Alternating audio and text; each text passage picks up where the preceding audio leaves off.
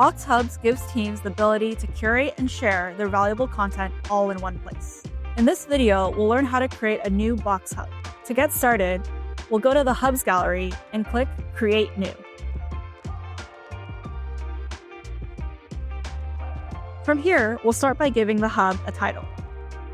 In this case, we'll call it the NovaRiz Sales Enablement Hub. To customize a hub, we can either change the icon or background image, or upload a custom one. Here, we'll select the background. We can also put text in a hub to describe what the hub is for.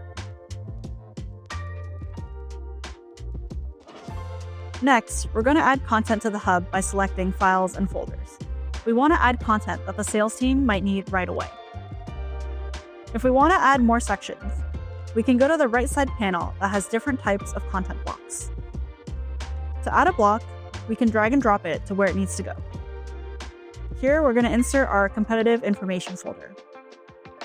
We'll also add in a section header block and title that. Now that we've got the main page of content built, we can continue adding more content to the hub through pages. We'll create a second page and call it Product Overview. And once again, we can drag and drop blocks over to add content. If we want, we can also change the background image here to make it different from the first page as well. We can even nest one page inside another to organize them.